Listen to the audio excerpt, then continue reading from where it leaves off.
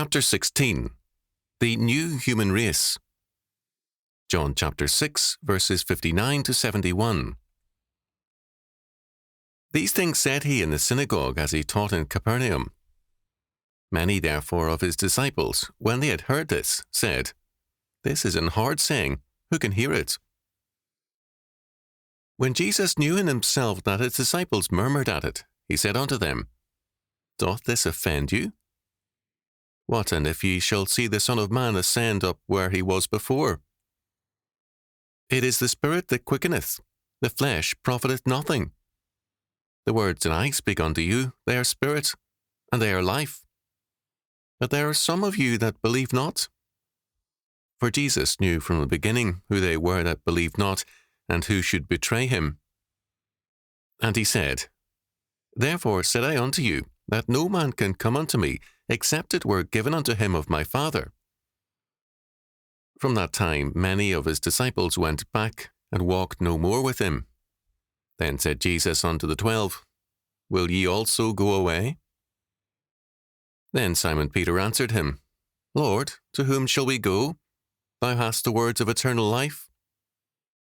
And we believe and are sure that thou art that Christ, the Son of the living God. Jesus answered them, Have not I chosen you 12, and one of you is a devil? He spake of Judas Iscariot, the son of Simon, for he it was that should betray him, being one of the 12. John chapter 6, verses 59 to 71. Man wants to take credit for what God does. Dr. K. Schilder, in his book on heaven, pointed out that no man cometh unto the Father, except he be drawn, can be translated as dragged. John chapter 6, verse 44. But we want credit for what happens, and so we insist in seeing ourselves as somehow determinative. No man comes to God of his own nature. God drags man to him by his sovereign grace and mercy. We should rejoice in what he has done and to accept his further dragging of us in terms of his purpose. If we are hosts to a visitor, we can limit him to certain areas of the house. But God is the owner and the creator. He is not our guest. We are his. The setting of our text is the Capernaum synagogue, verse 59. The conversations of verses 26 to 71 begin at the seashore and continue in the synagogue. We have, in John's Gospel, the key points of the discussion. Our Lord's stress on God's determination of all things offended not only the multitude, but also many of the disciples, and they left him. Verses 60 to 61 and verse 66. The idea of prior determination by God is offensive to man in his fallen estate. Because the redeemed are by no means fully sanctified, they too rebel against God's sovereignty. The disciples themselves said, This is a hard message. Who can listen to it? Like the multitude, they found it repulsive. In Matthew chapter 16, verses 15 to 23, we see that the disciples found it repellent to hear about the cross or atonement. Here it is God's predestination that offends them.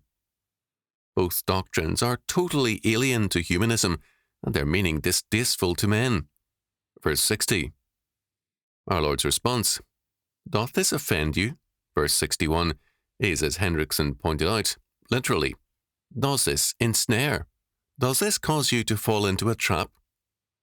Most commentators limit the offense to the idea of eating the flesh and drinking the blood of Jesus Christ, but this is to limit its application. What our Lord tells us is that God's sovereignty over us is total. Our coming to him, our growth in him by our participation in his new humanity, and our deadness apart from him, are all offensive to man who wants some credit for his life. The totality of grace in our approach to and life in Christ is too radical a doctrine for most men. Our Lord then pushes the offense further in verse 62.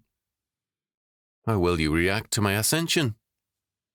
A man-centered view of Jesus Christ would absorb his mission radically or even totally into history.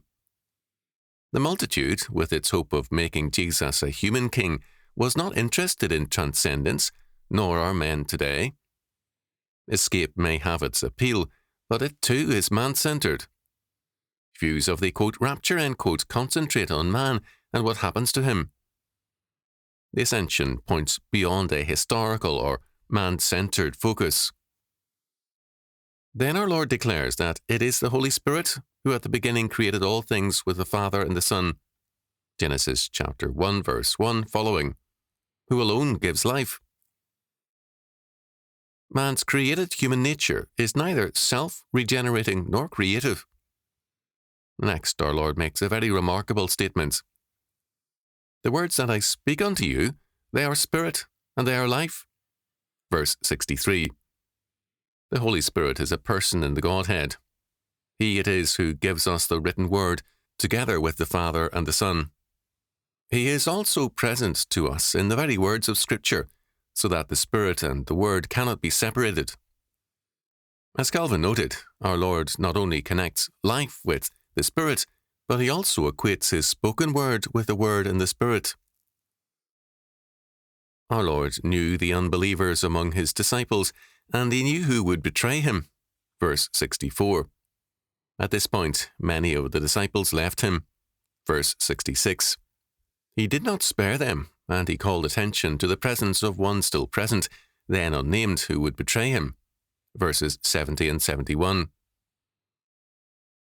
There was, however, a telling confession of faith from Simon Peter, who, however ignorantly and weakly, still had a regenerate faith.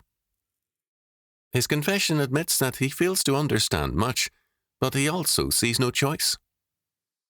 Lord, to whom shall we go? Thou hast the words of eternal life.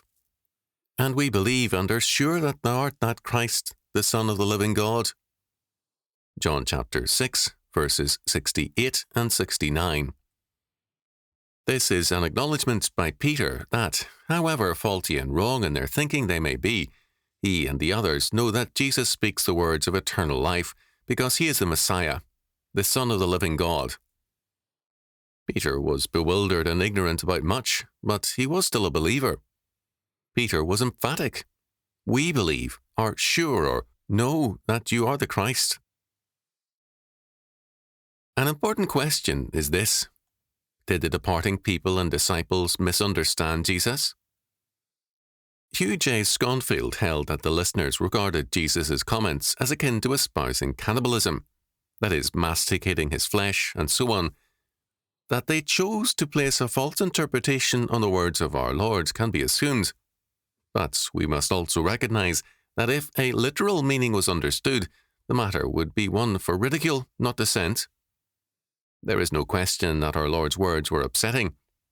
The covenant people were to avoid the taste of the blood of animals. Genesis chapter 9 verse 4, Leviticus chapter 17 verses 10 to 16. And our Lord here states plainly that his flesh, his humanity, his blood and his atoning death are the foundations of our covenant with God. The book of Hebrews is implicit in what is said here. These were not welcome words. They clearly set forth the end of the old sacrificial system in the temple. They witnessed to a new Passover and a new covenant people. The renewed covenant in Christ requires of the covenant people that they see him as the bread of life, as the Passover sustenance come to earth. They must enter this renewed covenant by means of the blood of atonement, his blood, and by partaking of or becoming members of his humanity, the new human race founded by Jesus Christ. They knew what they were rejecting.